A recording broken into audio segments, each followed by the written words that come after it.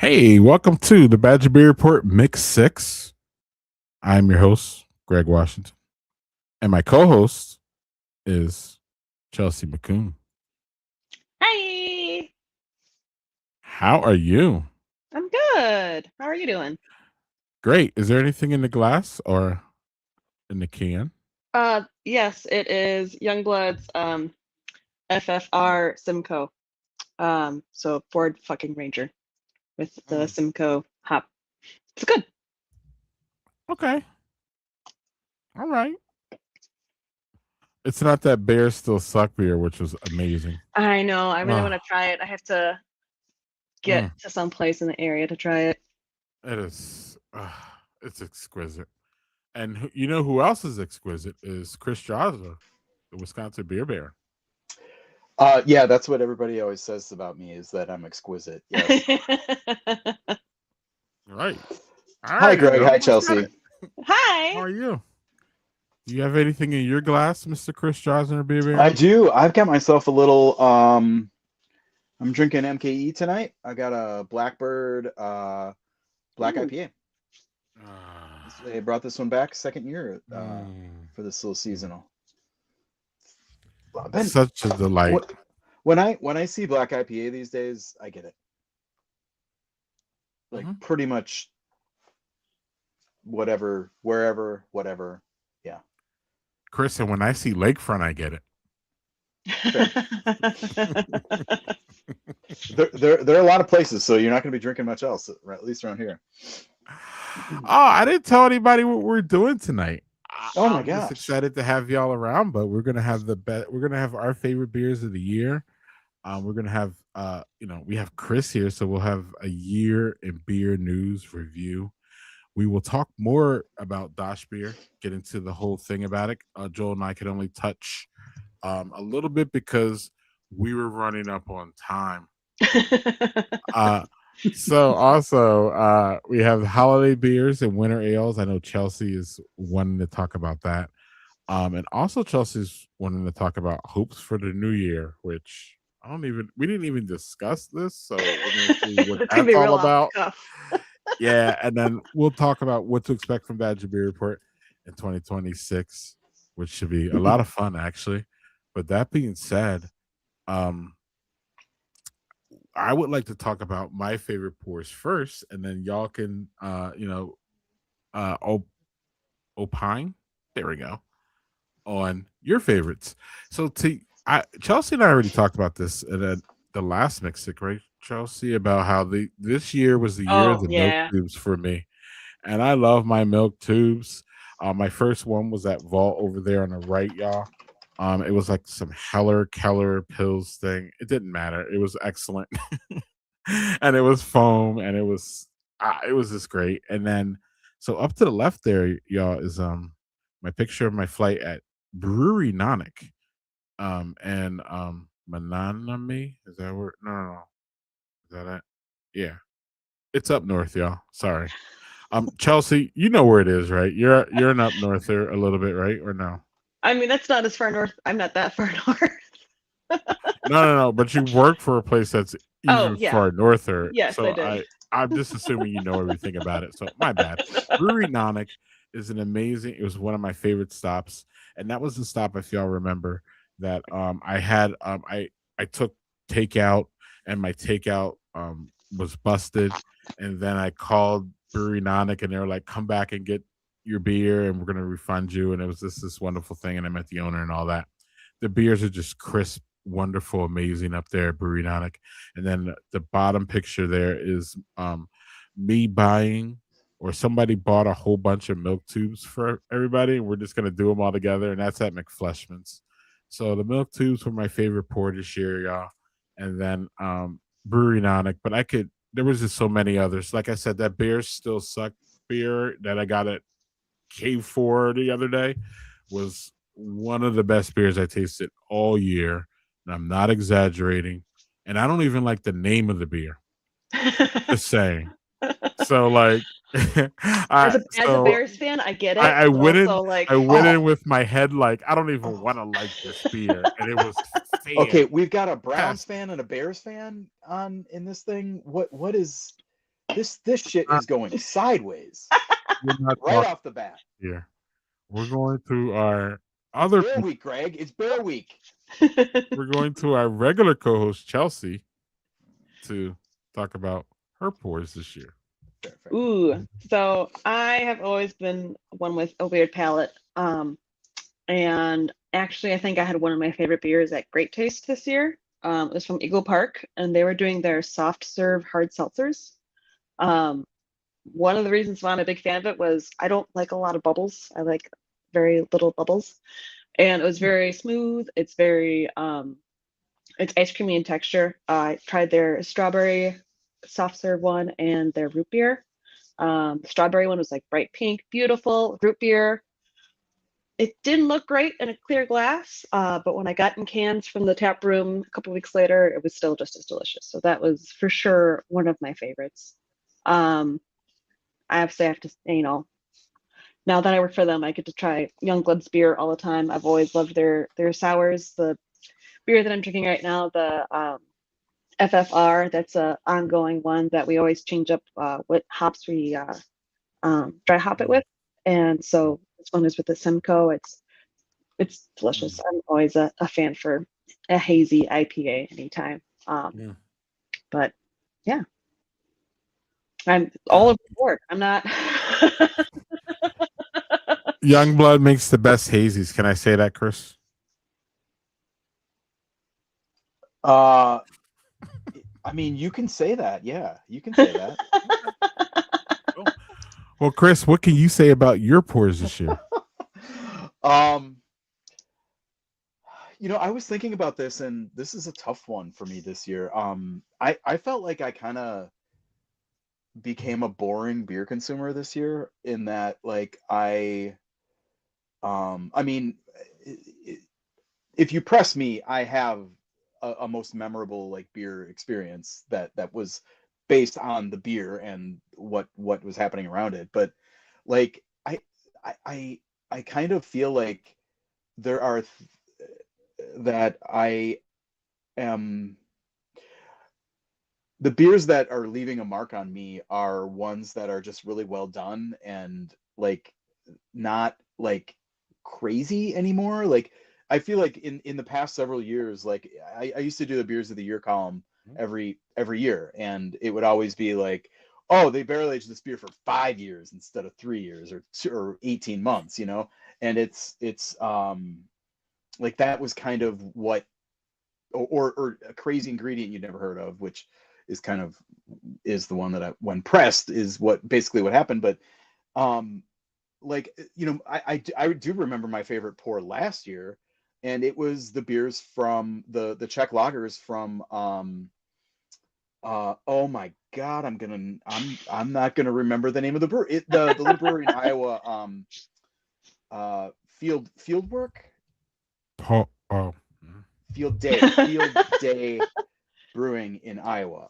They had like 5, Czech lagers, and they were doing milk pours at the Great Taste, and that was cool. But they were so good. It was just such a clean, delicious, beer, and like that is not very descriptive or interesting, but that's kind of where I was at. Okay, so that said, I do have a bonkers beer that I had this year, and it's not a Wisconsin beer, unfortunately, but it was at the Great Taste, and it was Revolutions. No, it wasn't at the Great Taste. It was at an event they had here. It was 15 their 15-year beer, an anniversary beer. It's a blend of Straight Jacket and Rye Way to Heaven. So that's it's barley wine and a rye wine, and they blended it, added some sweet and tart cherries, and then the variant that I had was used a very short aging of Amburana wood. And I don't know if you guys have ever heard of this or experienced it. It is insane. This wood tastes like cinnamon, coconut, like it's got the kind of like oak wood character that you have in barrel aged beers, but it's just it's intensely complex. And then you layer that on top of you know, a beer that, or a blend of beers that's already insanely complex. It was insane. And in this event, I got a chance to talk to Marty Peters, the barrel aged um, program lead for Revolution.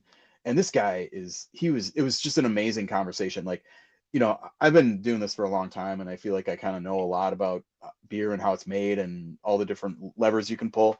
But hearing him talk about barrel aging, and in particular this Amburana wood, was really exciting and invigorating, I guess, Mhm. as an intense beer geek. But Mm. um, and I know that kind of like is counter to what I said generally. But man, I drank a ton of New Glarus Pilsner this year. Um, Pretty much Mhm. everything that Dovetail makes is in my fridge a lot. Um, I've been hitting Lakefront uh, a lot with their kind of regular beers, and um, I don't know. I've also been to Central Waters Milwaukee Tap Room a few times this fall or fall and winter, and never there. I'm never disappointed there. So that's not a great answer, not a real concise answer, but I feel like that's kind of where I am in drinking, is like it's not this one thing. It's kind of like all these great things um, that kind of add up to like a really good experience every time, instead of just that one like, oh my God, you're not going to believe this kind of thing. Amen. Amen to that. And I could go on and on too, because I had so many great stops at Sway and Zambaldi and Copper State. I mean, it's just overwhelming. Fond du Lac, Hoya Hop House, Yeah. all I mean, it's just so There's so many good beers. um It's hard to choose just yeah, it really is. one. It's a real problem for us beer drinkers. No, it's not, Greg. It's a blessing. Like Right. it took a long time for us to get to this point where, I mean, you Mhm. guys talked about it on the brewery report. Like, there's no the Final Act didn't have a brewery, and now it's not just got a brewery; it's got a really good one. Mhm. That's a great thing. And if I'm muting there's Chelsea's. I'm muting you know, Chelsea's loud keyboard. Sorry, yeah, go on. it's a real clacky keyboard. I love it. Yeah, it is. um, I do like it, but it's loud. but you know Yeah. but this is where we're at, is um, places that didn't have breweries just a few years ago now not only have breweries, but they have really good breweries. And I think that has been a challenge for a lot of other breweries. Um, that I think we'll be talking about that in a little bit. Yeah, so I was just gonna segue to Chelsea wanted to talk about news and the a year in review for the news that happened, and it's great that Chris is here.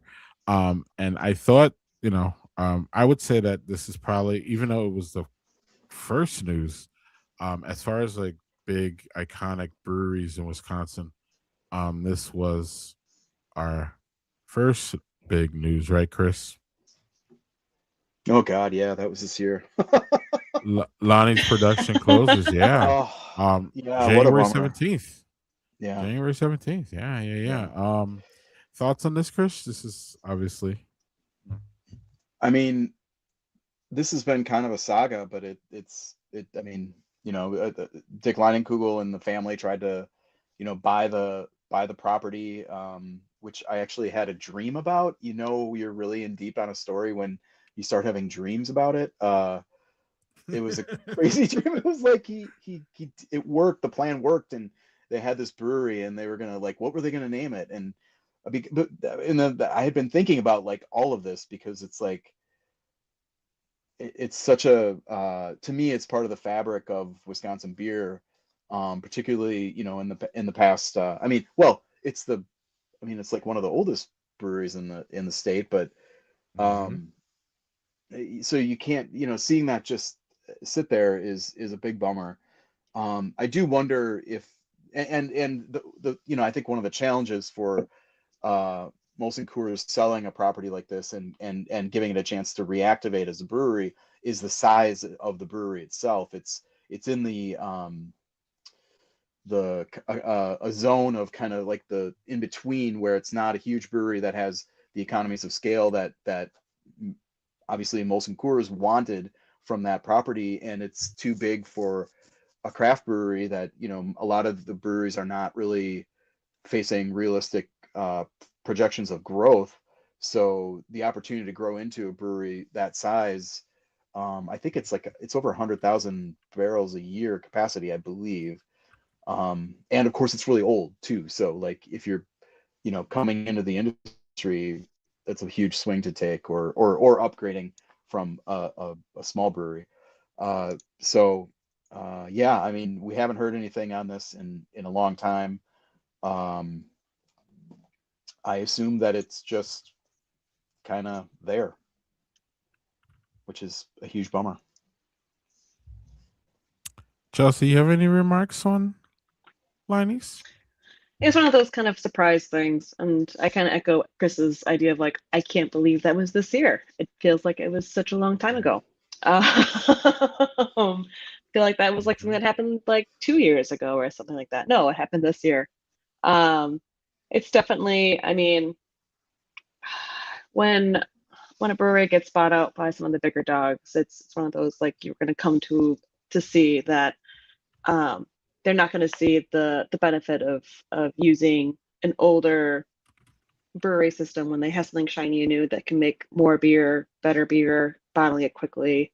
Um, it's nice they're keeping it open for visitors and stuff like that. But it is a sad time that everything production has stopped at that area. Yeah. Mm-hmm. Yeah, what y'all said, I don't really have much insight on this one either. It was this, you know, it's just sad for the community. I remember, actually, this is a good time to plug if y'all want to hear about in detail. Chris Drosner and Landon were on the Respecting the Beer podcast and talked all about this for 30 minutes, and it was fascinating. And it was fascinating to me, who knew all the details, to hear y'all talk about it. So um, it's just you know, Liney's is always going to hit hard here in Wisconsin. It's going to hit harder here in Wisconsin. So even, you know, the Shandy, you know, it hits hard here, and you know, so when, you know, they make any big announcement, whether it's, you know, remember when they, you know, bought in, and now, or when they quote sold out and all that, you know, it was all big news, Chris. You remember, and so anything Well, that happens with Lonnie's okay, is going to be. just to be clear, I do not remember it. I was 10 years old, but I I was in the, or something like that. Was that like 87, I think? Yeah, 93? but like by the time you came up in craft beer, though, that discourse was still there as far as like, well, they sold out, and it was always kind of a thing that Liney's kind of never shook, if that makes sense.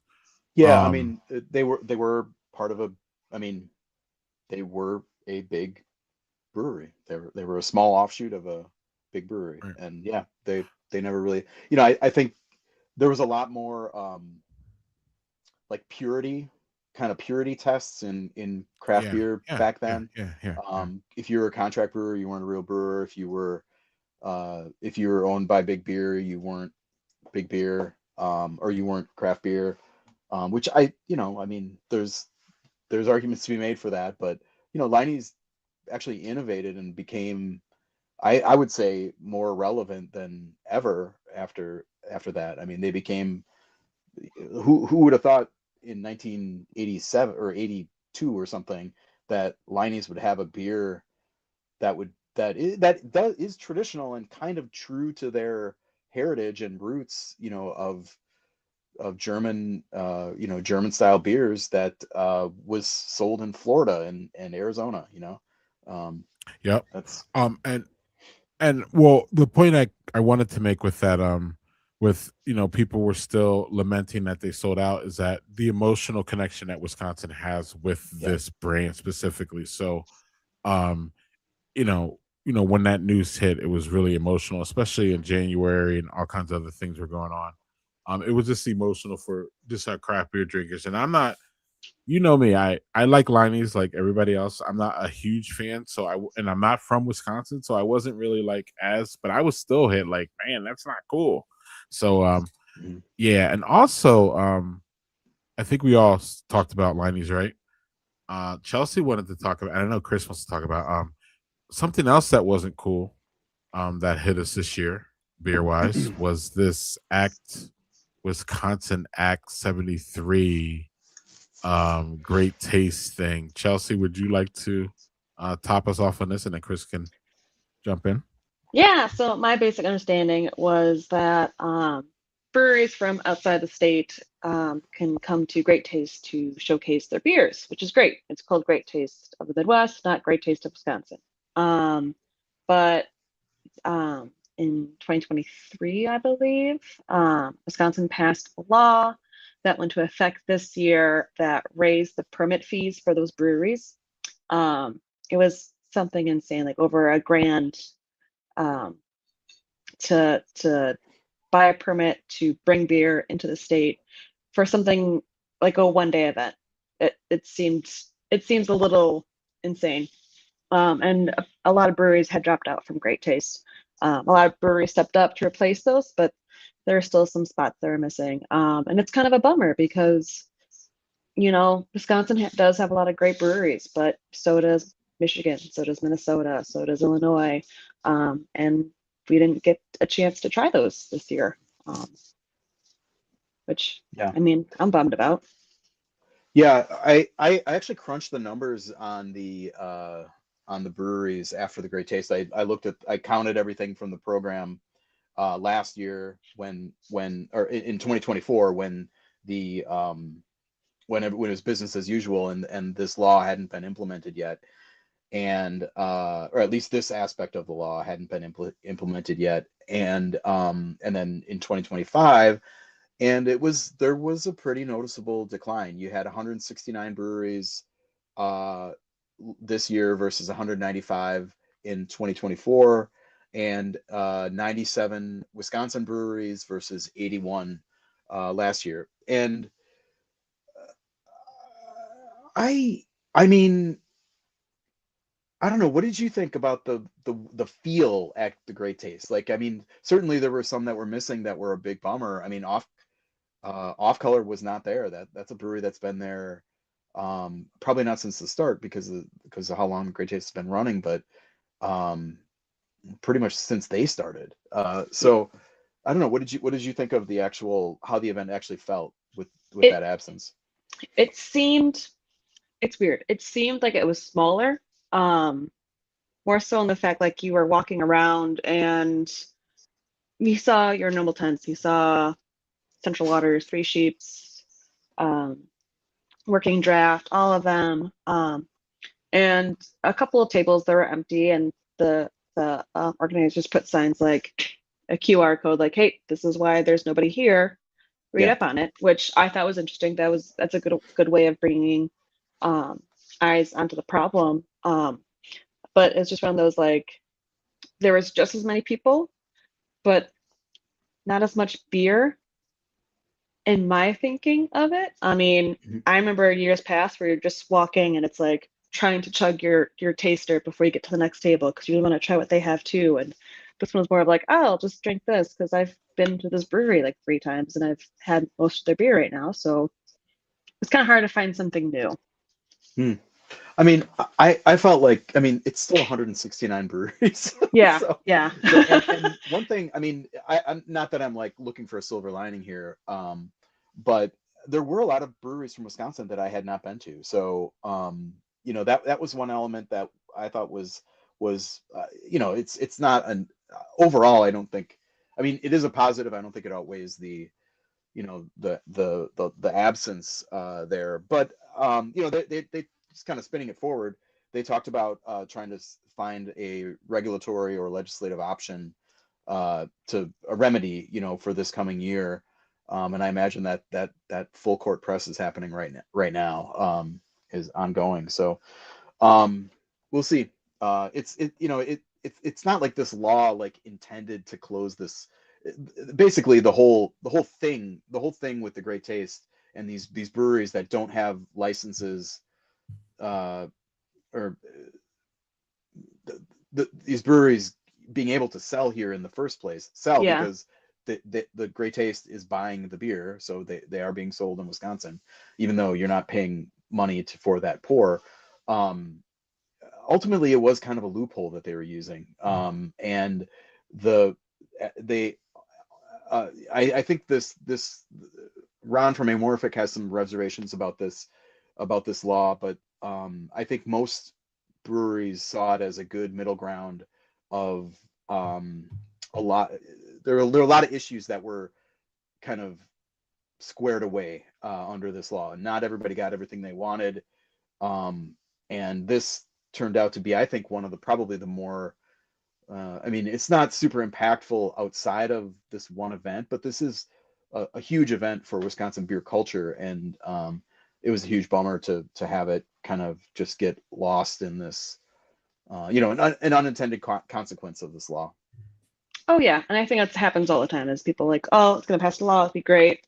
Yep. And like you said, it's just an unintended consequence of no one really saw that this was gonna affect this big of a festival. It wasn't just a. Right. It wasn't aimed at this. It was. Yeah. Right. So brewing great beer is a thing, and an unintended consequence of that. I don't know if this segue is going to work, but we're going to try it. You have my attention. Let's hear it. Is you win awards because you're good, right, Chelsea? You wanted to speak about this, my friend. I did. Kind of because I had some skin in the game when this happened. I mean, this is awesome. I love the World Beer Cup. I mean, that was a huge selling point for me this year of selling our oatmeal stout for Earth Rider, was saying that we have the world's best oatmeal stout.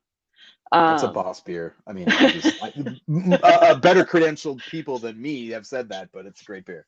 Yes. I mean, it's nice. Like when you're a smaller brewery up north and you get, international recognition for a beer, that's fantastic.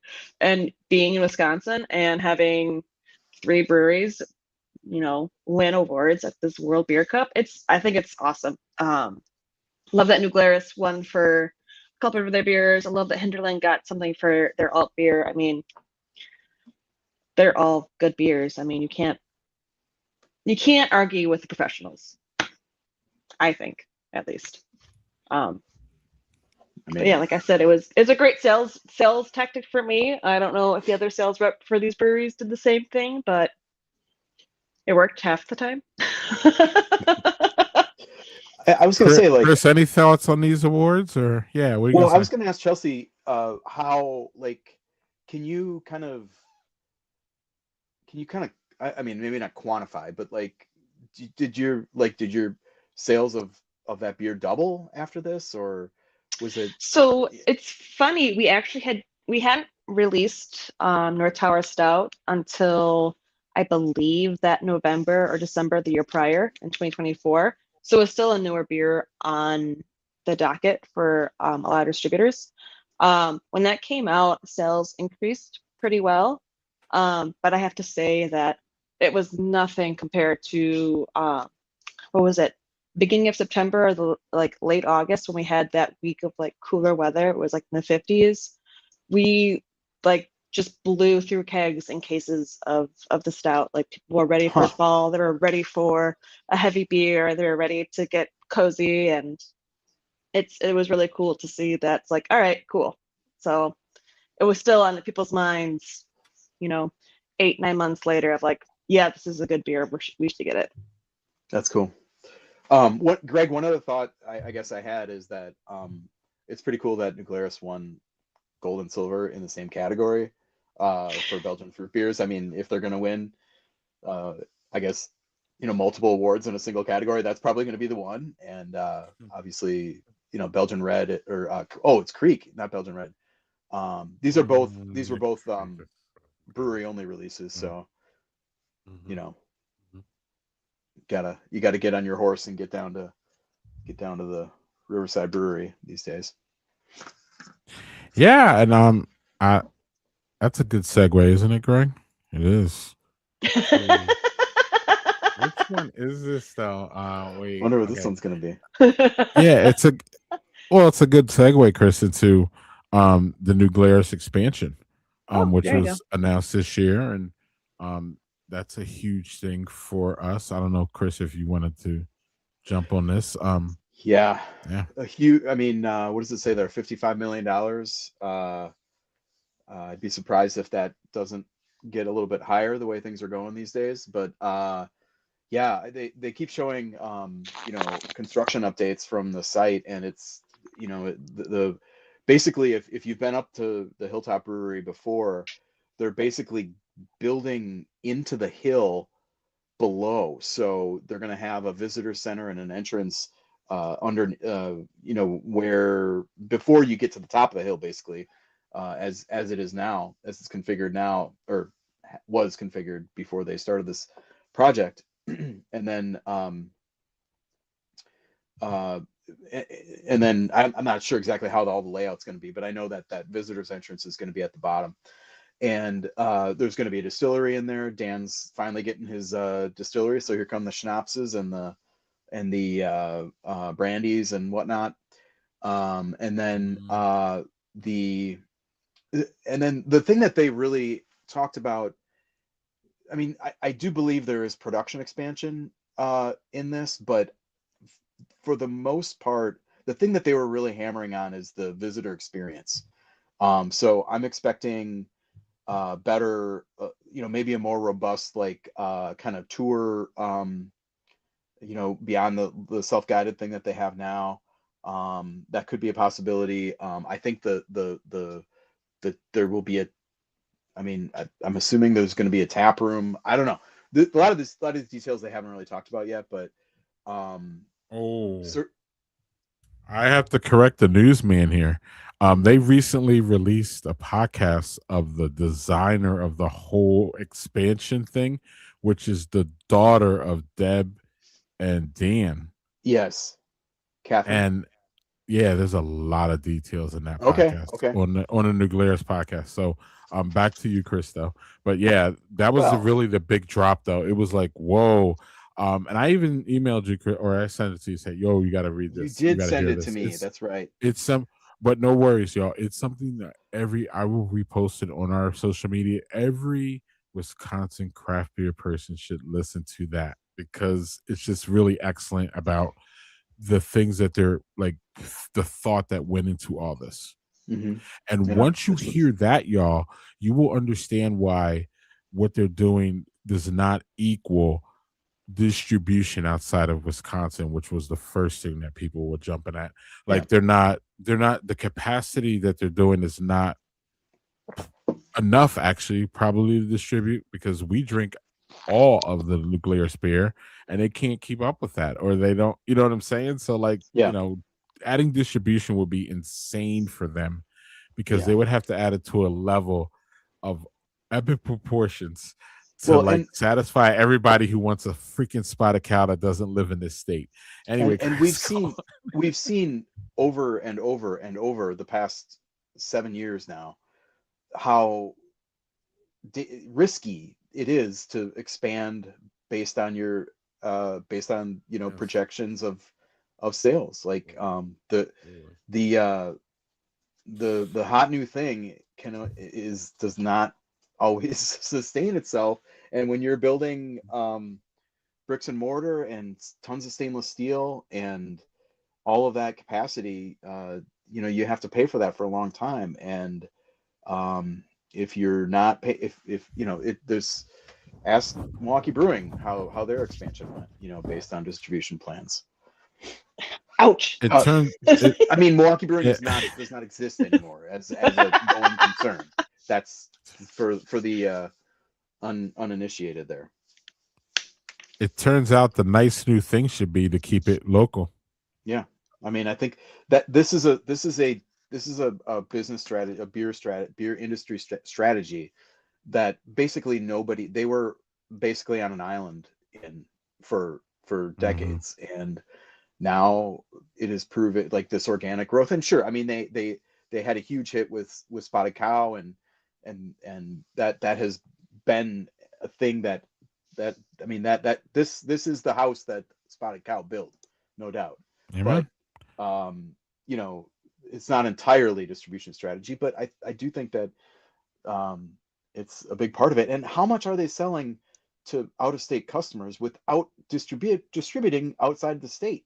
I would love to know that. I mean, I know their number one off-premise account is I'm gonna say I said I know, I'm pretty sure that their number one off-premise account is the Kenosha Woodmans, and we all know what's on the other what's 2 miles away from Kenosha Woodmans is Illinois. So That used to be one of my accounts when I was GB, and I was there 3 years ago when they built the largest uh, New Glarus thing, and it was like two sales guys on top of this giant box they were building of just 24 cases just of setting spotted up cow. the cases into like a Yeah, it was design, one like of those things. they sent up coffee and donuts because the guys were going to be up there for a while, and that display, it was like halfway done like 2 weeks later in the holiday season. Like that Woodman's goes through New Glarus like crazy. Yeah. Part of the production issue, Chris, is that they have to run 24/7 there, and they don't want to. And that's part of what's Mm. going to happen with this expansion. So like it's definitely not, once you get into the details of this, you can definitely see it's not about expanding outside of Wisconsin. It's about fortifying and actually making their employee experience a better one. It's, again, y'all need to hear this. It's pretty crazy what's going on down there. And crazy in a good way, not crazy in a bad one. Yeah, I mean, it remains one of the best stories in Wisconsin beer, and you could pretty much put that up in write that down in ink for the past several year in review kind of things, and probably for the Mhm. next several too. Well, I don't know if we're going to write it down in ink, but Chelsea would like to talk about Solemn Oath. Yeah, I'm excited about Solemn Oath. That was one of the brands that I distributed when I was with GB. Um, they just make great beer, and I'm so excited that they're coming to You Milwaukee. again. Keep hitting Thank that you. wrong button. I'm sorry. You I can make her apologize big. to the You don't have to audience. make me big. I No. I firmly, hold on. I apologize to y'all. That was the second That's time twice now. Yeah. that I put Chris up there when I should have put Chelsea there. Yeah, I'm like, Okay, there we go. All right. Breaking Bad face. It happens. It's okay. Um, Back to Solemn Oath, please. Let's get this back on track. Chelsea, please get us back on track. I'm sorry. I'm sorry. Yes, I'm super excited. No, Solemn no, Oath is coming no. here. I like that they're taking over the former 1840 space. I think that's a great comeback story for that area. I worked in Bayview when 1840 was coming up, so having another great brewery coming in is fantastic. Joel touched on this during the brewery report, but they're doing a tap takeover event with Supermoon this Thursday, which I'm also planning on joining. Milwaukee's big on holiday parties, so I'm planning on heading out there and trying a couple beers and saying hi. So hopefully people can stop in and say hi as well. You will have to say hi to the Salmo folks on my behalf. I'm going to the Bucks game that night. Oh, Yeah, was not one I was planning on, but that's a long story. Chris, comments on Solemn Oath in Milwaukee? Yeah, one of the cool stories in this story is that this is a homecoming of sorts for its founder, John Barley, which is a top tier that's a beer brewer name. name. Yep, that's a top tier beer name. He grew up in Mequon and has been, as soon as I met him, he was talking about opening something in Wisconsin. And obviously it's kind of a somber the story of this property it's got a lot of I guess baggage now. I mean, with 1840s closure and not just that, but the way it happened with co-founder Stephanie's illness and ultimately death that happened this year too. That's really it was a tough it's a tough thing to step into, and I think they're going to do at least it sounds like they're going to do a really good job of carrying that torch and really trying to be a great community space, which I think is something that 1840 did really well too. So yeah, I'm looking forward to this, some continuity on Ward Street there in Bayview. Excellent. And we're going to get two quick hitter things here, and then we're going to get to our next subject. But the two, I want to love Lakefront, but I don't want to talk about them here. I would like to talk about the NFL draft collaboration. If y'all remember that big push for the breweries up there, whether it was Badger State, Hinterland, all were going through some things, and even we even had breweries traveling from like Milwaukee, like Torzala, and to go up there and push their beer and have more beer up there. So that was a really big story. We did some interviews on that, and then the market contraction, y'all, is just an interesting story. It's an overall thing. The Brewers Association noted that craft beer volume was down generally, but Wisconsin was not immune. But we were. I talked to the chief economist for the Brewers Association, and he said we were down, but not as much as broader. So I know that Chelsea and Chris both want to jump into either one. Chelsea, you want to talk about the draft, the contraction, or both? I can talk about the contraction. Drafts, the only thing I knew is that it was big foot event, and that's all I know about it. I'm a Bears fan, but not a huge into the NFL. So I'm going to take market contraction if that's okay. Are you going to drink the Bears Still Suck beer though while we're here? If I had it, I don't think we have it in cans. I think it's just in draft. So I guess I'll have to But go to K4 and drink it there. you said you were going to go out of your way to have a beer that says your team sucks. I'm just Well, if it's sure. if it's a good beer, I mean, I've been a fan since 2016. I know the Bears suck. Yeah, but they don't. But hold on, They're they don't doing suck great this year. But they don't suck this year. Okay, forget You're my it. favorite Anyway, Bears fan, actually. That's all it took. Chelsea, Acknowledging the apparently we need to get back on point because I don't know what the hell's going on. I will say, in my experience in the market and selling beer and being all around the state, it's been tough. A lot of people, a lot of bars and liquor stores are hurting. They're not moving through beer as fast as they were hoping to. A lot of people are staying home. They're going with the tried and true. They don't really want to try the new craft beer, the new whatever is out on the shelves. And it's been difficult. I've seen it firsthand. Especially with breweries closing and restaurants. There's plenty of restaurants in Milwaukee for sure that are putting out PSAs saying that, hey, it's super slow. We really need the community to help us. Buy a gift card.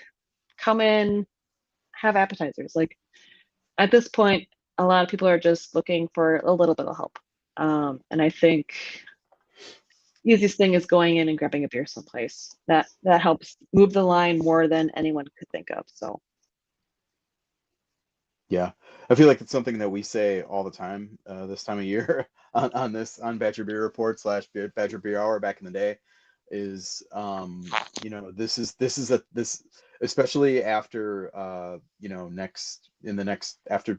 after the holidays are over and January hits and it's cold and it's shitty and everybody's out of money and out of liver space and all that, like it's a tough time, and the best way to support your think just be a conscious consumer. Think about how you think of your spending as support, and prioritize the businesses that you want to see endure, because it might be closer than you think. We we know all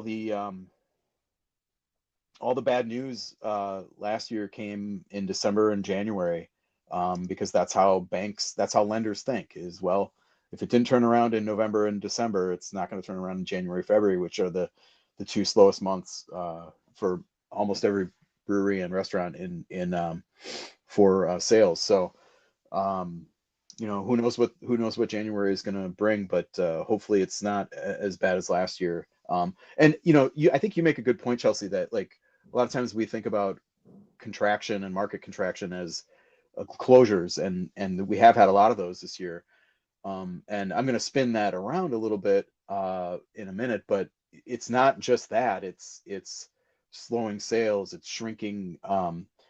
I keep noticing the cold section at Ray's, my local bottle shop here in Tosa. Those THC beverages are climbing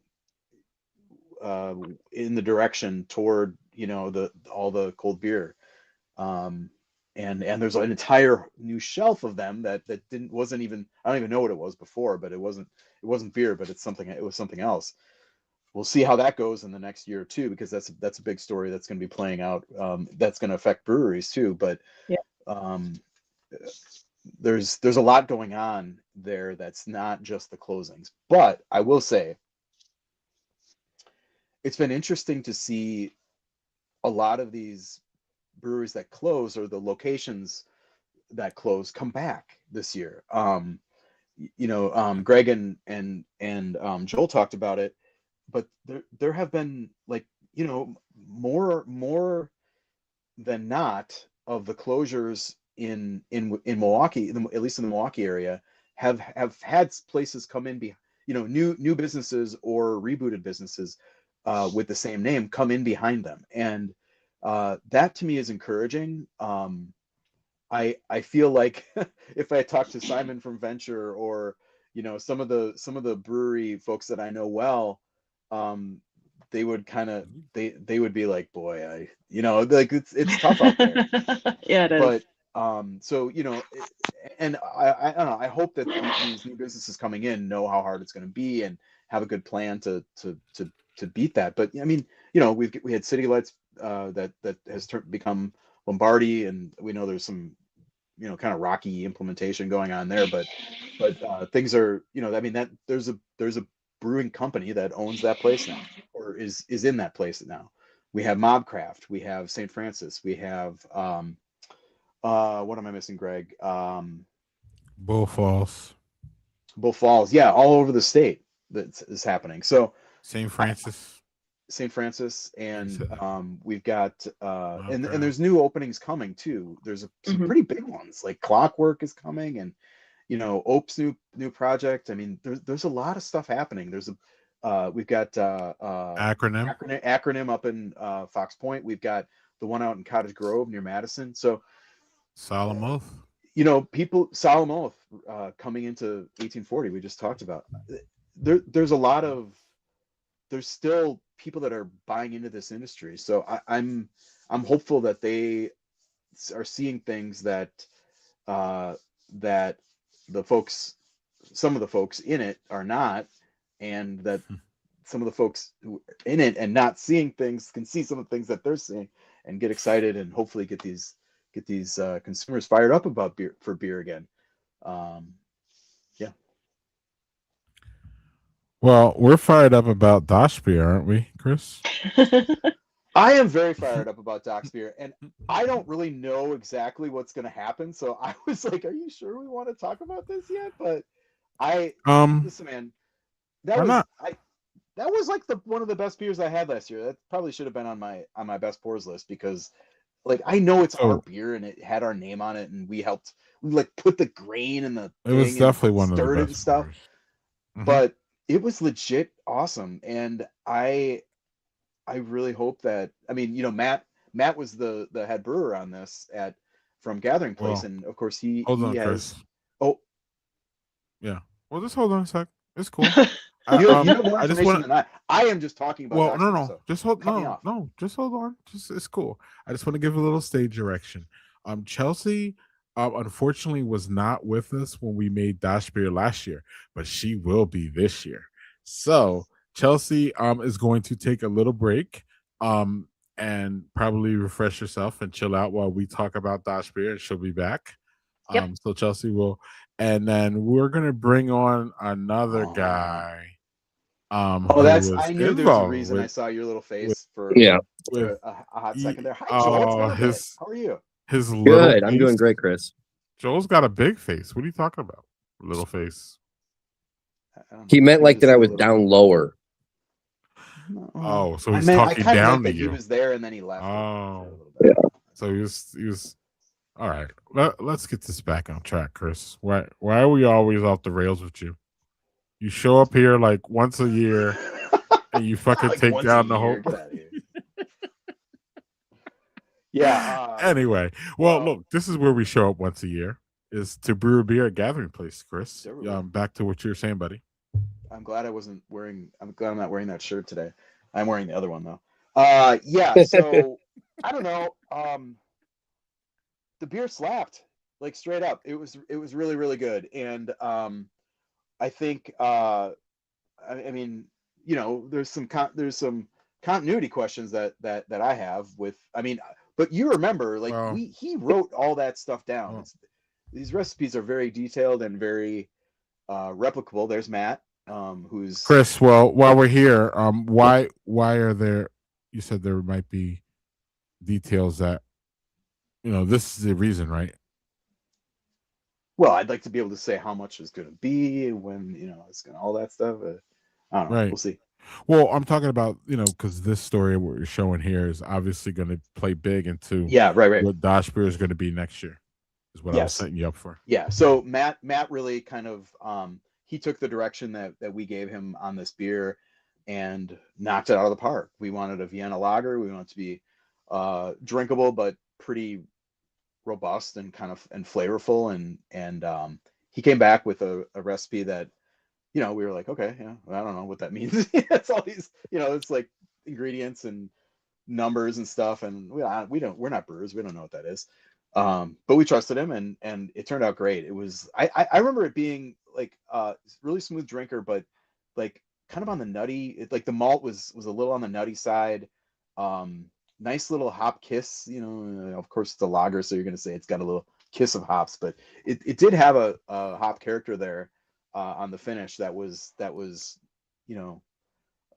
is not a Sam Adams. I mean, not that there's anything wrong with Sam Adams, but like it was a I felt like it was a nice robust take on a Vienna lager. So, Chris, while we're here airing out our insecurities about what Dachsbier is going to be like next year, I would like to say that the thing that I'm concerned about the most is that remember Matt used some special malt for us because he wanted to make it different. Now, I don't know if this new brewer is going to want to work with this new malt, work with this new malt, has it at his palate, all those kind of different things. So, like, Dachsbier was so unique in that aspect. That's where I'm concerned. If that makes sense. And it was I think I have it in my notes somewhere. I have in the notes somewhere that I took and never did anything with, but I mean, it was a small amount of a specialty malt from Germany that or I think or Austria. I'm not sure what it was. It was. Or Joel, do you remember? Joel, jump in here whenever you want. I was thinking Austria, but yeah, I'm not 100% sure. Yeah. But I mean, that's all in the recipe, and you can get the malt again. So we just we'll bully him into doing it. That's what I said. It's a Gathering Place. I mean, like this is the big thing is like the beer that they make is up to them. So, but boy, I hope it's the same thing. Yeah. Joel, do you have any? You heard Chris's? Yeah, no, I'm in full agreement on all of that. I mean, I think we all loved it. Like I said, I felt like I do now that he's saying, the nuttiest, like it was just, I do feel like the biscuity, very malty characteristic of it was it was really, really good. And I think especially for like that kind of, it was a little bit on the cooler side of the weather. Like it was like the perfect beer for that perfect day. Is how it felt to me. And I went and I had it a couple more times at Gathering Place in Tosa when they had it. And I know that, I mean, Greg, I know we were all pretty excited that it was also a great taste. That was a pretty cool thing to be able to say that we had. But yeah, I mean, I'm hoping, I know that I'll be talking at some point here down the road with them and figuring out timeline and all that kind of good stuff. And I'm in full agreement. I hope that we're able to essentially clone it, replicate it just on maybe a little bit bigger scale. And hopefully we get fewer Grinches on Untapped, though. That was, I know that we've talked about that, but Untapped is not kind to Vienna lagers. No hazy, no pastry, no pear. Yeah, that's the. I love that I'm Untapped. Yeah, and I'm love that I'm ready motto. here for you because we talked Look at about this that. on my Friday stream. Chris, you have thoughts on this? On what? On which? Do you have thoughts on this? What you're looking On at? what? That's the Untapped rating for a Dachsbier. You see it? No. It's a 3.64. I mean, listen, like that's not. It's not the real world. I don't know. No, I mean, it's not. If it's not a hazy IPA, or especially a hazy imperial IPA, or a barrel aged, whatever, or like a, pucker bomb sour, it just doesn't. Stuff just doesn't stand out. It's. I don't think you get a real reading of. Nope. Yeah. I write in my book that I don't like Untapped. So, it's a useful tool at times, but that people need to take the ratings with a grain of salt, because you show me, the percentage of amazing amber ales or brown ales or Vienna lagers that have a high score are very few and far between. So I'm not too concerned, especially considering a lot of those ratings were from people that were, trying it at a beer festival. I would guess almost all of them were. There might be a couple in there from when it was at the Tosa Tap Room, but all these people are getting even less than a flight pour of this beer, and they're drinking it among dozens of other beers. So especially if you're checking it in at the Great Taste, I was just looking back at my the story that I wrote this year about the Great Taste, and I noted that I had it was a beer from Black Stack called Take Your Time, and it was listed on here's what I wrote. I didn't really like this beer listed on the menu board as a salted pretzel BA stout, but it's notable in that it was the thickest beer I've ever seen. There was so much residual sugar in there that it was like sludge. 2 rinses didn't really clear the film from the glass. So and there's a photo of it. Do you remember did you guys have this beer? I did not have that beer. It was it looks like molasses. It looks like molasses in the glass. And this is the side of it, not in the bottom. The bottom is almost like one of those pulpy sours kind of thing, only it's a thicker, so viscous. Yeah. But that stuff's glorious. That's like the pulpy. That's more like pulpy. This is you syrupy. It's like legs on a really rich wine or something. How it just stays there. Swirling it it's around. Black, and it's looks like it literally looks like if you took brown sugar and then caramelized it against on a sheet of glass. That's what this thing looks like. So I don't know. You're telling me you're gonna have that and be 5 stars, and then you're gonna have a Dachsbier and be 3 stars. I don't know. Did taste like anything? Shit. Yeah, they're just you're just throwing it. Ice wine. Ice barley or ice pop, whatever. I'm thinking about the Cuna and stuff. There's so much bonkers stuff there. I'm glad it was there too, but a lot of the people who are drinking beer at the Great Taste are doing stunt beers, and this was the complete opposite of that. It was a really executed, it's a little bit of a twist on a classic style. So. Well, and people at those events, they're also just chasing Untapped, in terms of checking into as many beers as they can and not really paying too much of a mind to what ratings are. And it's different when you have a beer that gets thousands and thousands of ratings. It's different when it's a one-off thing and you don't get that many reviews. But yeah, it's I have my calls with Untapped. It's just what it is. What it is. And I know breweries don't like it either. Breweries don't like Untapped either. I'll say I do like it. You made one good point there. You made many good points, but one thing that you said that I totally agree with is it is a good reference tool. Yes. If you need to know what beer is called, what it is, like, or your own it notebook. is the best. It is the best library, like Wikipedia of it's the paper of record for beers and breweries. So that's good for that. All right, Joel, any last comments or concerns or issues about Dachsbier that we should know about? Just that we're excited, and yeah, I mean, I'm looking forward to seeing.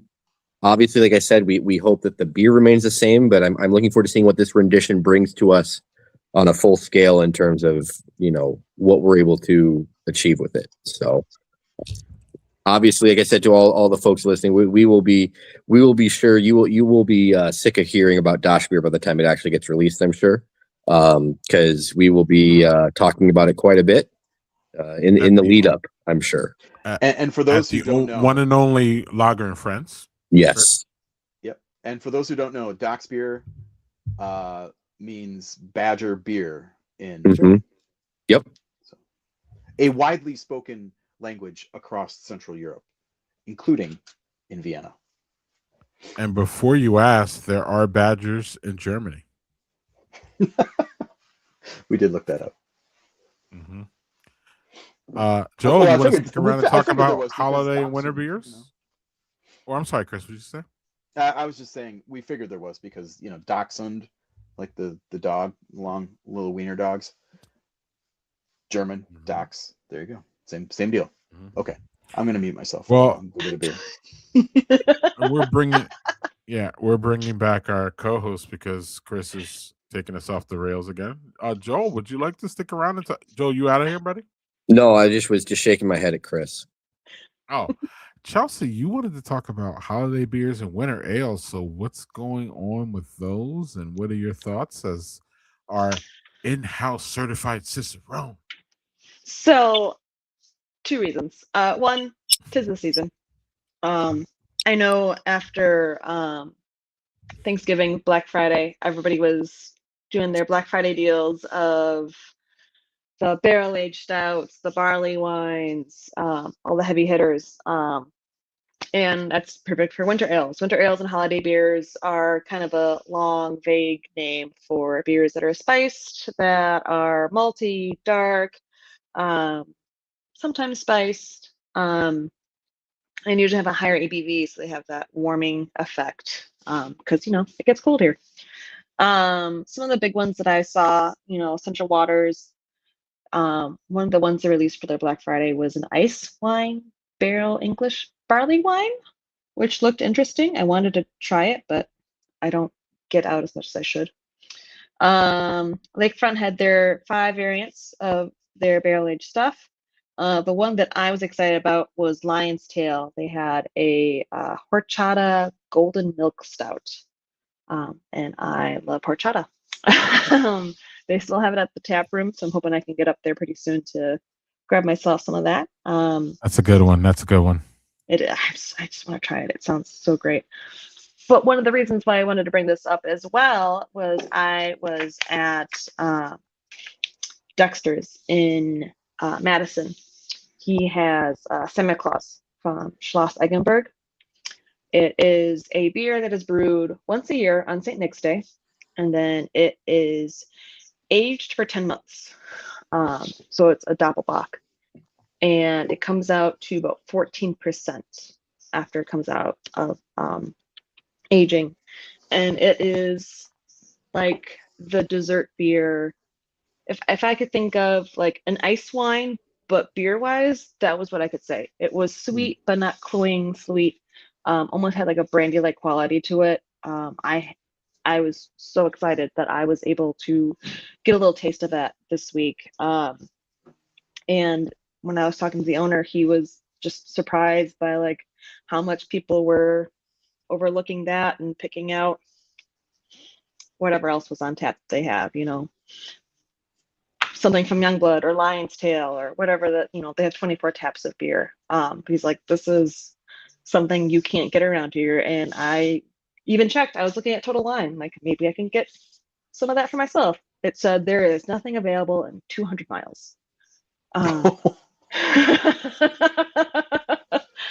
So I was like, all right, well, That's a I'm big probably gonna circle. yeah, right. So I'm probably gonna go back this weekend and see if I can get myself a glass of that because that was already delicious and it did not drink like a 14% beer. But wondering what you guys think. What are your favorite winter beers? What do you go to?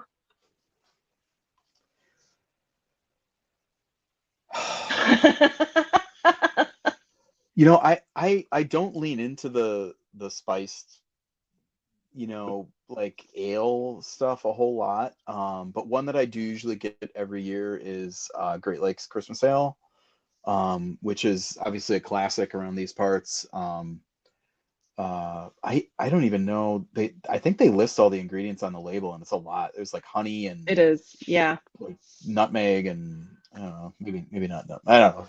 It's a lot of stuff going on there, and it sounds like it's gonna. I mean, every year I'm like, I'm gonna like I kind of think about it. I'm like, yeah, I'm gonna do it. But it's really good. It's well balanced. It's not too anything. I don't know. I think it's a really nice, obviously Midwestern, brewed, which means something to me, and it's a classic. Yeah, I don't necessarily like, this is the one season that I don't necessarily like lean too heavily into seasonal stuff, I would say.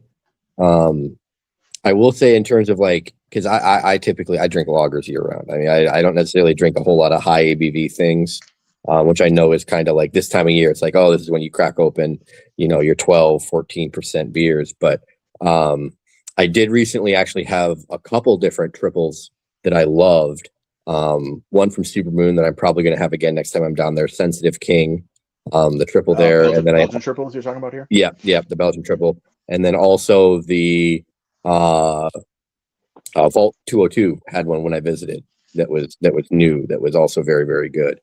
But yeah, because I don't do a whole lot of barrel stuff. I will say I'm planning on we're going down to Amorphic this weekend with a buddy, and they have something on their list on their tap list that I'm hoping is still there because it seems like a interesting, potentially it's because it's a dark beer, but it's a dark Czech lager that was then aged for a year in blackberry wine barrels that used to be bourbon barrels.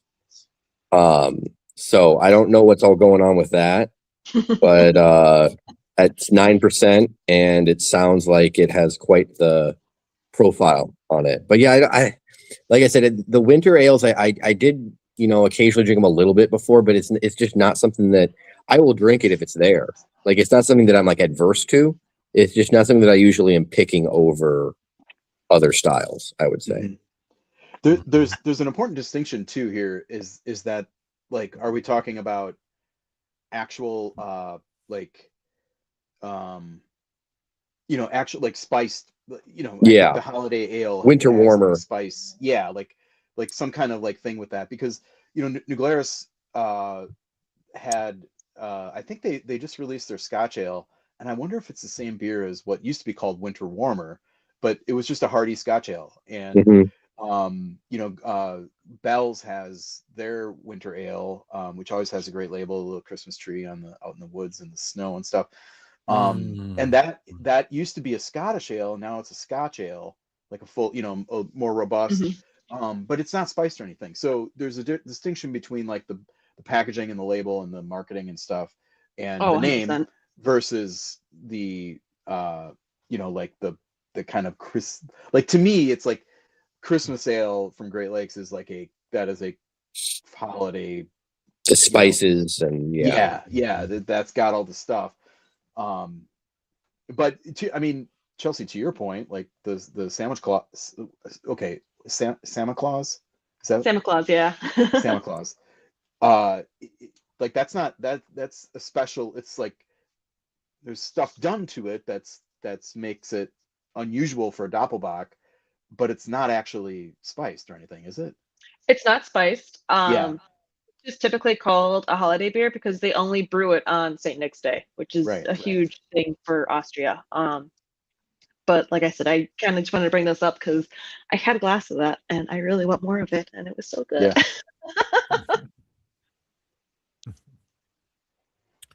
All right. I have to second Chris on the Christmas ale. That's It is just a a good one. classic. And I'm going to use this time to punch your local brewery. They're doing something. Whether it's a big beer, whether it's a stout, whether it's a Scotch ale, there's something there that they're doing for this season, y'all. And so check that out for sure. I'll And say I really like the Scotch ale, like as a kind of like, you know, a clean Scotch ale as a good winter like holiday beer. You know, like it just feels right for the you I think about think the it. meals and the it just pairs well with a lot of that stuff, cookies and I think it's it's one of just a those good things fit. it's super underrated, and I feel like more people should be getting into it, especially like you said, especially these days where it's such a robust flavor for something that's not necessarily super heavy. Yeah. it's a year-round style, like Scotch ale. We see them year-round. So like, if y'all put them out there, I think what Chris and Chelsea is saying, if y'all put them out there in the winter, it's fine because it'll work. It'll work really good, and it could just be like, it doesn't have to be like spiced or anything like y'all are saying. It could just be Mm-mm. that straight style, just work straight during that season. Kind of like pilsners in spring, right, or whatever. Yeah. Pilsners in summer. One I would say that I remember seeing, I just went and looked to make sure on the date, that Lakefront's most recent My Turn series was a stout. It's a smoked rye oyster stout. But that one just got released on the 5th. So I'm guessing you'll be able to see that one around here, the Milwaukee area.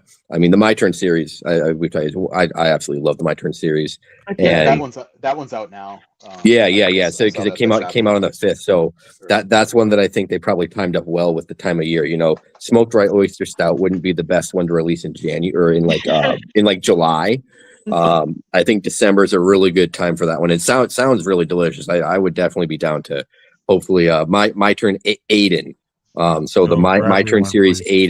Aiden is what it was. It was just released again on the 5th. So keep your eyes Have you peeled guys- for that one if you're on Milwaukee. Joel, grab Have you- me one, please. Yeah. Have you guys had oyster I'm stouts not even before? joking, actually. Yeah, I've had a handful of them. I have not. I'm kind of interested. It's interesting. I need to get Joel to do my lakefront shopping. We're going to be talking, Joel. They've got the barley wine. The barley wine's coming out this weekend too. Ooh. Man. Chelsea sees good things for next year or has hopes for things I next have year? hopes. I have hopes. Okay. I don't. Okay. I didn't know if you're a visionary. Listen, you're new to the crew, so I didn't know if you were, some kind of visionary or someone who saw things in the future. I don't know. I was gonna say I know I have insider knowledge, but no, I just have hopes. This kind of goes back to the whole, there's been closings, there's been businesses in trouble. But I feel like one thing that Wisconsin, especially Madison and Milwaukee, are great at are rallying around their community and around their favorite businesses. And I feel like a lot of breweries have been evolving of joining the community and helping them out. So I'm hopeful in next year that we'll have some better news on rates of sale, hopefully more breweries opening than closing, and just more good beer in the market. That's my hope. Fingers crossed. Joel, before we get to whether you're hopeful or not, I know I'm calling you out on a public live stream, but do you remember we're pretty much equal as far as closings and openings goes in this year, right? Yeah, we're pretty much equal. I think at one point we maybe had one more opening, but I think the fact that we've had 3 closings here at the end may have just barely tipped the scales. I'd have to go back and count for sure, but I think it was pretty even. Especially once you factor in that some of the closures were places like 1840 Good City Bloomer that had multiple locations closing. So you were losing kind of more locations, but it was just one brewery in itself, like one brand. Whereas with the openings, we really, like I said, when we were during the Badger Brewery Report, I think only like 3 of the openings were like secondary spaces. Pretty much all of the openings were either, brand new breweries, or they were, as you guys talked about earlier, the resurrections here in the Milwaukee area. So are you hopeful, Joe? overall, yeah. I mean, especially because we do have so many breweries that we know are like on that cusp of going to be opening up in early 26. And it seems like I'm sure we're going to have even more now. I mean, that just seems how it's going to go is that, we're going to think that we're going to slow down and we're going to start getting more announcements, but it seems like we have a nice number of projects in terms of how they're going to be spread out for progress along the timeline. We have a handful here early. I think we have some that are going to be more in line for like the summer into the fall. We even have an announcement that's already, we talked about Quiet World, like that's already saying 27. So like we have all these projects, and it seems like we also have a lot of projects that they're not afraid to take the time to do the things right. We've seen that with several of the ones that have opened this year. Boulder almost to a fault. Boulder is still doing that. And when we talked to Quiet World, it seemed like that was they were very much on the steady timeline of wanting to make sure everything was done properly, which is a good thing. Obviously, I think overall these businesses that we've seen open up this year, I know we talked about the quality in the beer, but I think just the quality in the people and like their seemingly their business acumen with some of their decisions seem to be good. Bringing in the right people. Places like Tailwinds bringing in the brewer with a lot of experience. I think that was a really smart move by Rick. So I mean, we are still going to see closures. I think people say, "Oh, the bubbles burst," and it's a bit. It's not so much that.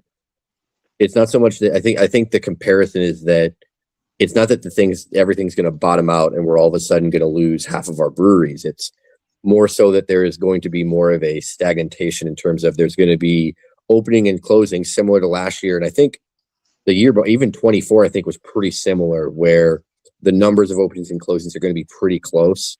You're mostly going to lose breweries that, for one reason or other, were not very good at business, didn't make good beer. You will also lose some that were good at both things. And it's just, unfortunate timing. But I think you are just going to see a nice steady level of overall growth, or not even growth, but just, leveling out where you're going to see new entrants. We're going to lose some. It's just not going to be, you can't really repeat that, what would it be like 2010 to 2019 span where, breweries were just popping up on every corner. But overall, I'm optimistic compared to, I think, what most people would have a view on it. And I'm looking forward to seeing how the beginning parts of 24, because last year at the end of 24, we were kind of, not thinking super highly. And then 25 ended up being a pretty banner year for the new breweries. Yeah. And before we get to Chris, if we're going to shout out Lombardi for replacing, what was that? City Lights. We need to shout out Last Stitch for replacing our noggin. Yeah, I said that in the I guess that was Brewery Report though. That wasn't this. So. No, and that's cool. And I don't say that enough, and I actually don't think of them in that way. Because I kind of make that break in my head. I don't think of Lombardi, coming after City Lights, but that's what happened, literally. Yeah. And I don't think about that same way with Last Stitch. So I just wanted to say that for myself, actually. And Chris can speak for himself about what he thinks about hopes for Wisconsin breweries and the beer scene. It's a hope. I think that's the right way to frame it. It seems like there's a lot of evidence that it's that we can see, that it's really hard. I think a lot about these, was it Chelsea? Did you mention all the kind of restaurant like the dire restaurant stuff that's happening in Milwaukee? Yeah, I think there's a lot of businesses that are kind of on the brink, and or at least it seems like they are, and that's tough. That's the possibility of losing some of these businesses is very real, and we've already lost a bunch. There's another one today that the restaurant Briso Del Mar, which is only 2 years old, closed. So obviously those are restaurants versus breweries, but we've seen plenty of breweries close, and I don't know. My hope is that the breweries that I hope that we can just kind of keep going where we are and not lose more. I think that's the thing that I think the businesses are worried about, is that it's gonna shrink. The consumer base or the dollars or whatever is going to shrink again. Costs are like the general economic outlook is not great. And while big beer like Modelo or Miller Lite or whatever does tend to be kind of indexed opposite of economic hard times, craft beer is not. It's a little luxury. And if people trade back from New Glarus Pilsner to High Life or something, that could be, I mean, maybe that's a bad example because it seems like New Glarus is just the little engine that could, but it's pretty dicey. So my hope for this year is that everybody can kind of just hold on to what they've got and grow a little bit, and get a little bit of the magic back. I sense that there's kind of some stagnation out there, and that there's kind of not a lot new going on. I think we'll be talking about this a little bit more in the near future, Greg. But yeah, I think there's some. I do think there is. It's reasonable. There are things that we can see that should give us hope. Yeah, I agree. And I'm just gonna echo what everything Joel said, because him and I are kind of synonymous when it comes to thinking about breweries, and since we work kind of tight about together on the brewery report, we kind of come to the same conclusion. So, um, but Chelsea was, I would love Chelsea to tell us, segueing out of this, y'all, and to tell us what we can expect from Chelsea via the Badger Beer Report in Oh yeah. 2026. So I'll be taking over the Pick Six. Sure, we'll see more of these lovely faces during it. But I do have some other Not contacts. Chris, not that one. I do have contacts within the industry, so I can get some pretty interesting conversations going. Also starting my own show, Chats with Chels. I don't know. The title's still working, but I getting like it. It's not bad. just getting perspectives, different perspectives of people in the industry, not necessarily just the brewers, but distributors, sales reps, the buyers at restaurants, at bars. I worked in bars and restaurants for 20 years, so I have plenty of my own perspective on that as well. So it's just something, just instead of like an interview, more just a conversation. So I'm looking forward to getting that going next year. We are too. That sounds great. Joel, what can we expect from you out of the Badger Beer Report in 26? I mean, we already kind of teased it a little bit in the brew report, and that's that we're kind of taking the next step in terms of expanding our reach with different forms of media, looking at the Patreon, and doing. I've been starting to lay the groundwork for a weekly newsletter. I think you're going to see us continue to do the brewery report, and expanding on that, and doing a lot more different interviews, and possibly being able to have boots on the ground in different places a little more than we did even this year, with different things. So I think the big thing is taking that next step and providing even more information and insights into the Wisconsin craft brewery sector than what we did in 25 is kind of the hope for me, at least. Chris, do you have any goals as far as 2006, 26? Well, and Badger Beer I'm Report? excited to be able to exercise my best skill in this realm, and that's editing Joel. As like a words editor, that's cool. Wow. No, I'm looking forward to that, and I think the all of this is something that I've really had to get used to, is talking about beer. Well, not talking about beer, but trying to be a little bit more polished and, you know, We not ain't say gonna get there. not say quite as much as I normally do. But also the evolution of what this has been a really fun kind of journey for me, because I was not really like this is basically television kind of, and that was not something that I had any proclivity or interest or talent in, and I think we've gotten to the point where it can kind of hold. I don't know. We're fine, I guess. But you know, there's a lot of different forms and mediums have different strengths, and the written word still is a really powerful. I think it's a really powerful medium for detail and for precision, and Joel's really good at that stuff. So I think he's going to be a really good beer writer. And of course, he freaking wrote a book too. Like, let's not lose sight of that. He's already knows what he's doing. But you know, and Chris helped lead like I said, he was the best Q&A leader that I could have ever dreamed for at Lakefront. We had such a good time at Lakefront for that. It was a really good time. Thanks for saying that.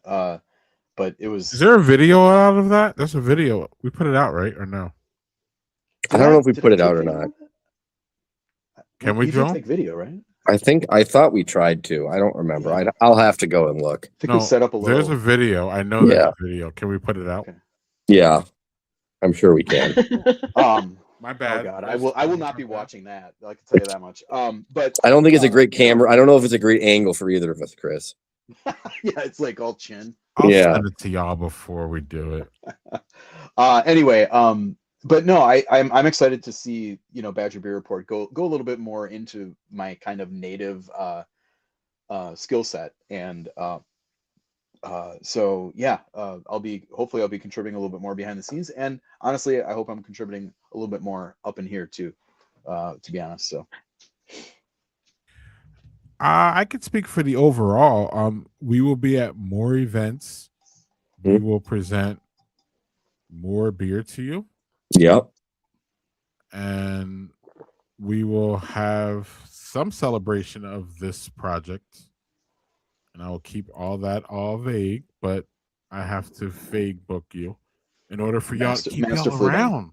Y'all have to come back, so I have to like tease and throw things out. But we have a bunch of really wonderful. We got big stuff coming. Yeah, we do. And I know people just say that, but no, we're not BSing. So I'm just excited. Greg has been working his ass off for all year on this. It's been 100%. Yeah, I mean, Joel, you have too. Not to take anything away from you, but but Greg, you know, like there have been so many times where I've been like, "What is he doing?" And then this thing happens, and it's like, "Holy shit, this is great!" So yeah, I'll take my flowers. Miley told me to. So that's right. On that note, y'all, I think we're gonna get out of here. Does anybody have any final words? Chelsea? Shop local. Make sure you get your beer from your favorite craft breweries. Not only helping your community, but you're helping people buy presents for their family. Yeah, you know, speaking of that, I'm gonna make my final word a little plug for a something. Hold on, where is it? Oh, here it is. No, dang it. All right. This is great. This is great. Like I said, this is TV. So what I wanted to say was there's a new program that Visit Milwaukee just launched that is pretty awesome for the next like 10 days. And so participating businesses that are Visit Milwaukee members or whatever it is, like associates or something, if you buy $25 or more of gift cards, you get a free $25 gift card. So you're basically like, if you buy a $25 card, you're doubling your money. And there's a bunch of breweries in it. So I'm gonna mention these. Brewery adjacent, best place at the historic Pabst. The Explorium at Southridge and the Explorium at third in the Third Ward. Mobcraft is one of them. Pilot Project is one of them. Sprecher is one of them, and Third Space of note. They're actually having this event on Saturday that's like a like oops, I forgot to go Christmas shopping or something. They have 25%. This is not a plug. Well, it's kind of a plug, but it is now. I saw this and I'm like, this is a great event. They have 25% off to-go beer, and all their merch is 25% off. And then you can buy a $25 gift card and get a free $25 gift card. Like, you're basically robbing them. It's a freaking no-brainer. And then the last brewery that's participating in this program is, oh no, there's two more. Torzala, friend of Greg, and Wizard Works, all of us. which is Wizard Works. Wizard Works, yeah, bonkers brewery in the Third Ward in Milwaukee. Well, it's not that bonkers. I mean, it's but interesting concept. The wizard themed breweries are wild in Milwaukee. So there's a bunch of breweries there that are. There's more than one. That's what's wild about it. No, they are. Right. But yes, this is come to Milwaukee, the wizard, the fantasy brewery themed capital of the world. But I mean, I think that's just an awesome thing. It runs through Christmas Eve, so for any places that are open on Christmas Eve, at least you can go there, and again, $25 for free from Visit Milwaukee. So wow, and that's a great gift. That's a great gift in itself. That $25. You buy one and you got two people crossed off instead of just. It's more like a one for you, one for me. You could. Yep, there you go. And of course, we encourage everybody to spend more than 25 because, you get more back. Well, I'm not sure about that. Oh, it doesn't stack. Okay. 20. Yeah. So one for you, one for me. Joel, it's your turn. One plug for you, or you have any final words? No, I was just gonna say, I always end our other show, drink local everywhere, whether it's where you're living or where you're visiting, and then make sure for following, if you want to stay up to date with us, make sure to search Badger Beer Report on Facebook, on Instagram, on Spotify, on YouTube. If you just go to our website, you have all the links there, badgerbeerreport.com. We're going to be looking at doing some more with the website stuff too. But yeah, make sure you tune in. As I said, I know I talked about this Badger Brewery Report. Greg and I will be diving into a lot more detail with a lot of these big new changes and additions to stuff next month in January. We'll share more details about that show here in the near future. So make sure you're following all those social media plugs and accounts so that you don't miss out on anything. And lastly, from Badger Beer Report, we want to wish all of y'all a happy holidays, whatever you do, whatever you celebrate. We want to wish you a happy new year. If you celebrate that BS, and I don't, but some people do, like you don't take the excuse to celebrate stuff. No, so I love how you just like made it stuff. Like I'm talking about one day, dude. Okay, yeah, but I don't care what it is. If it's Greg, does Greg just hate all holidays? Is that what I'm hearing? Oh my god! I mean, so I hate what you said is applicable to like any holiday, pretty much. I'd say. I hate that one because it looms over my birthday, which is the day after. So that's fair. January 1st, baby. Yeah, I'm January 2nd, baby. 2nd, okay. Let's do and this. I missed it by 13 minutes, y'all. So it was my mom's a champ. She held out for me. My wife just had her birthday, and I know like the December birthdays leading up to Christmas time are a big bummer because she said growing up, she would get people that would just give her like, oh, it's a birthday and Christmas present, and like they'd be out doing Christmas stuff for her birthday. And so I totally do get that, that when your birthday is right next to a big holiday like that. And also I'm not even old and I don't want to stay up that late for New Year's Eve. I ain't doing that. I get waking up early by kiddos. I do not have time for that. Yeah. Same. It's bedtime do. at 11 and Yeah. I Yeah, I am I'm thankful staying up for all night. January 2nd. I am thankful for January 2nd. It's just like, man, can y'all That like, can be that we anyway. can celebrate on the 2nd instead of the 1st then. That's the day when There we when you finally feel normal. Your diet normalizes, everything's Mhm. Instead Yeah. of like, you know, you're the not- different all the cheese spread has worked out of your system. that can be the start of the Badger Beer Reports calendar year. It's January 2nd. There you go. It is all Start to arbitrary, sleep. as Greg so sagely points out. Joel, say something so Chris doesn't get the last word, please. Okay. Okay, I'll just